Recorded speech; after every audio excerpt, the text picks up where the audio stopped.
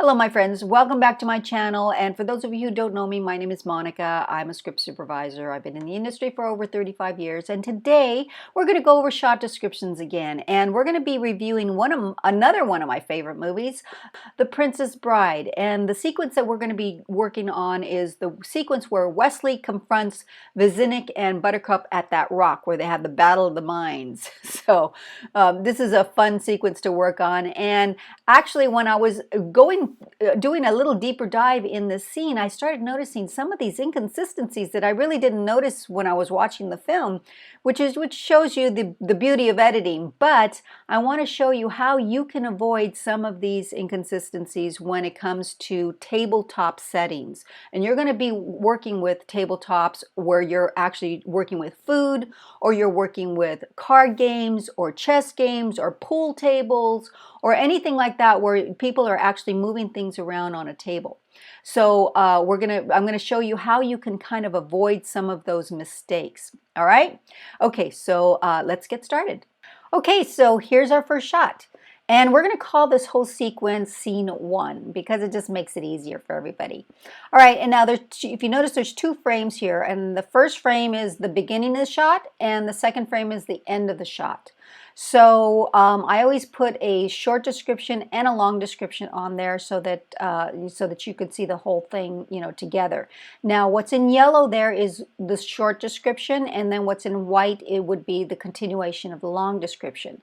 Now, we always put the short description on the daily log because that is where the editor will, get a quick shot of what that shot is. He doesn't have to go into the details of all the details of what the shot is in the description on the log. Where you're going to put that is on the description page. So that's where you're going to put your short description and your long description. So on the log, you're going to put a wide shot of Wesley. And then on the description page, you're going to put wide shot Wesley, enters towards camera from over the hill to stop. Now I always put whether he stops or he exits camera, camera right or camera left. And but in this case, he's not exiting, he's stopping. And then the continuation is when he looks off-screen camera left to Vizinnik and Buttercup. Okay, so this next shot is one apple, and it's a wide shot of Vizinnik and Buttercup. Now, it starts out in that first frame as Wesley's POV. So if you could imagine, from the shot that we just shot, it's when he steps in and he looks, the first thing he's going to see is this first frame, which is his POV, his point of view. Then he actually walks into his point of view. So our description is going to be Wesley's POV then enters camera right into and over the left shoulder. All right, it's very important now, since this is the first time that we're seeing this table, we always have to make sure that we take a picture of it. All right, because this is going to be establishing that table. So when we start to go in on our shots, this is the picture that we're going to be basing all of our pictures on. All right, so it's very important to, when you see the first shot of the table, whether it's a rock like this, or a dining room table, or a pool table, or a card table, anything where there's actually things going on a table like that, you want to take a picture of it the first time you see it, because then you're going to establish all your other shots based on that. Okay, so in this shot, this is one baker, and it's a medium shot of Wesley, and he looks camera left to Vizinnik. Now, in this shot, there's movement in it. So he walks forward with his hands forward like this as he's walking, and then when he stops, he crosses his arms. Now, in the notes, in your actual script notes, you want to make a note when he stops and when he crosses his arms, because when you do that reverse, you want to make sure that you match that. All right, so that's very important. Okay, so here is the next shot in this sequence of actually the way the scene actually is cut together. I know that they did all the wide shots first, and then they went into the tighter shots, but I'm just showing you how the scene goes in the story order. So it would be scene 1, Charlie, and it's a medium shot of Vizinnik and Buttercup, and they look off-screen camera right to Wesley. Now look at the table. When they went into this tighter shot, the continuity of the knife now the knife is in the front of the apples. In that wider shot, the knife was in behind the apples. Now I'm going to show you in this next shot what I mean by, they did all the shots, the wider shots first. Okay, so here's that other wide shot that I was referring to. Now this starts out, this is a dolly shot, and it starts out as a 50-50, and a 50-50 is basically when the characters have equal real estate within the frame. And in this situation, in that first frame, you have Buttercup and Vizzini on the left and Wesley on the right, and they're facing each other, and they're pretty much a 50-50 shot. And it's usually in a confrontational position where they're actually facing each other. Okay, so it's a 50-50 shot, dolly, with Wesley as he walks forward to sit. We end in a cowboy over the left shoulder of Wesley to Vizzini and Buttercup. Not so much a cowboy of Wesley, but with a cowboy of Vizzini and Buttercup. Now, notice the table. Look at where the knife is or is not. It's not in front of the apples. Now it's behind the apples. And I'm going to show you in the next shot the continuity of the table. All right. Here's the pictures that I was referring to. Now, if you see on the picture on the left, the knife is in the front. And not only is the knife in the front, look where the cheese is. The cheese is in a different position as well. So those are, it's not just the knife you have to worry about. You have to worry about everything that's on that table. The picture on the right is actually a wider shot. Because Wesley actually walks into that shot. So again, like I said, they do the wider shots first, and then they go into the tighter shots. So in this wider shot, the knife is behind, and again, the cheese is in a totally different position.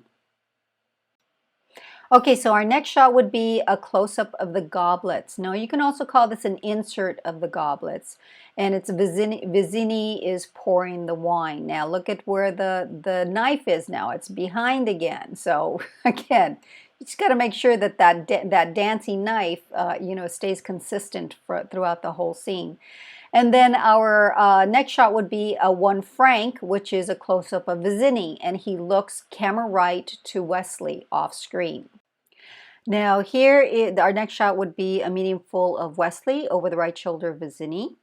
And the next shot, now I call this an insert of the goblets. It's the same thing. It could be a close-up of the goblets or an insert of the goblets. The only difference is that now it's over the right shoulder of Vizzini, and you could see his shoulder right there in the left part of the frame. So it is an over the right shoulder. Okay, so here's just an example of another mismatch where you have the top frame is that frame again, that one George, where Wesley is actually putting the iocane in. He turns the goblets like that. He puts the iocane, and then he comes back, and then he puts the goblets down on the table. So you notice on the top there, look at where the iocane vial is in that top frame. It's kind of like to the bottom of that one goblet next to Wesley. When they went in for the insert, look at where the iocane is now. Now it's between the two goblets. So again, you have to make sure that when you go in for those inserts, that you take out that continuity shot that you took of the wider shot to make sure that you match those inserts. Okay, so our next shot here is an insert of the iocane. Now you always want to make sure that you write down which hand they have, if they're holding something like in this situation, the vial is in the left hand and the hand stopper is in the right hand. So, and it's always from the actor's perspective, not from the camera's perspective. All right. So if the actor has the stopper in the right hand, he'll always have it in the right hand, whether he's facing the camera or his back is to the camera. So that's always a very clear thing. So you always know which hand he has it on. Now, did you notice we went from one hotel to one Jackson? There are certain letters in the alphabet of a script supervisor when you're giving out letters you don't use, and I'm going to show you in the next frame which ones we don't use. So if you notice that the last letter that we used was H, hotel, and when you're script supervising, there are letters in the alphabet that you just automatically skip because it can be confused as another number or a letter. So I made a list here of the letters and numbers that, or the letters I should say, that you do skip, like I can be confused as a 1, O can be confused as a 0. S can be confused as a 5. A Q can look like an O. A Z can look like a 2. A U can look like a V. So these are the letters that I normally skip, and most script supervisors do as well. Some will maybe use the U, or maybe we'll use the Z, but for the most part, these other letters are omitted from the alphabet, from the when you're giving numbers out. And I work with the Scripty program, and the program automatically leaves these letters out automatically. So, and the reason being is because when the guy is writing the number on the slate, sometimes they can get a little sloppy, and it's just this is the reason why when you yell out a number, apple, baker, Charlie, one apple, one baker, one Charlie, it's a B and not a C, or it's a D and not an E. So if you give it a name, it's very clear what it is. Okay, so here we are at 1 kilo, which is a medium close-up of Wesley, and he's looking camera left to Vizzini. And now I don't put that it's over the shoulder because it's not. He's just looking camera left to him off screen. And in scene 1 Lima, that is over the shoulder. So that's going to be a medium shot of Vizzini and Buttercup over the left shoulder of Wesley. Now, one thing you want to make sure on when you're doing scenes like this where they're actually handing stuff over to each other, like in this situation, Wesley's handing him the vial, and you want to make sure what hand they're picking it up in. So, for example, when we were shooting 1 kilo of Wesley, where he's actually giving it to him, he's giving it to him with his left hand. You want to make sure that on the reverse, he's giving it to him with his left hand as well. But not only that, we want to make sure that Vizzini is picking it up in his right hand the way he did. So in other words, if we turn around and Wesley gives it to him in his left hand, and all of a sudden Vizzini also picks it up on his left hand, that's not going to match. So you want to make sure that the hands match when you're doing shots like this, passing things from one to another.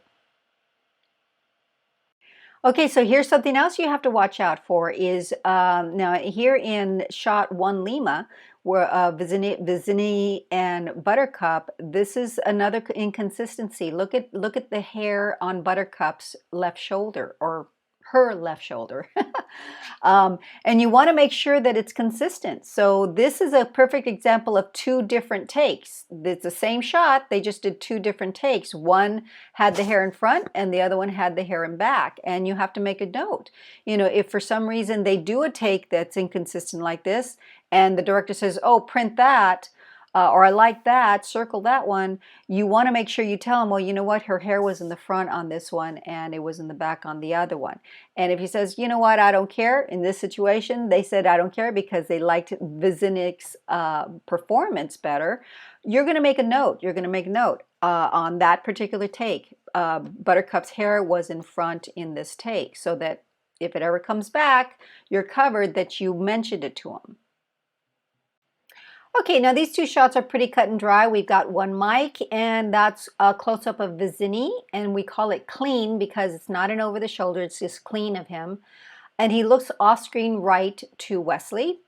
And 1 November would be a medium close of Wesley, and that's clean also, and he looks off-screen left to Vizzini. Okay, now this is the end of the scene where basically Vizzini has already died, and he's off to the left side on the floor there. And it's this first shot on the left is 1 Papa, and it's a medium full Buttercup and Wesley. It's over the left shoulder of Wesley as he gets up to untie Buttercup, and then they both exit camera left. Then we have our other shot, which is 1 Robert, which is basically somewhat of a reverse of that, which is an over the right shoulder of Buttercup, and it's a cowboy of Wesley. And this is pretty cut and dry as well. So we've got scene 1 Thomas, and this is a close-up of Buttercup, and it's over the left shoulder of Wesley because we are seeing him in the shot. And then the next one would be scene 1 Victor. Again, we want to bypass the U, and it would be close up of Wesley, and it's over the right shoulder of Buttercup. And then we have our final shot here, which is one whiskey. And this is a cowboy over the right shoulder to Wesley, over Buttercup as they get up to exit camera left.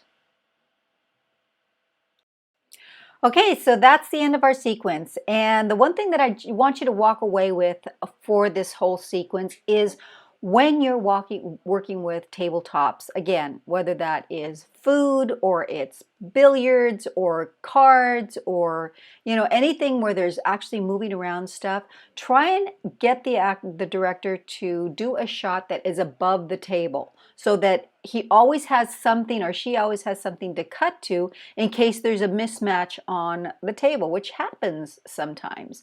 When you're doing food scenes and people are picking up glasses and putting them down and moving them around and serving potatoes and stuff, things get moved around and it just happens. So sometimes it just can't be avoided. So if you get something that's above that table, you always have something to cut to. All right. So that's it. That's it for now. And like I said, if you have anything that you have, questions that you have about anything I covered today, let me know in the comments. Give me a thumbs up. If you haven't subscribed, please subscribe, and I'll keep you up to date on any new videos that I have. All right. Okay. Thank you so much for watching, and we'll see you in the next one.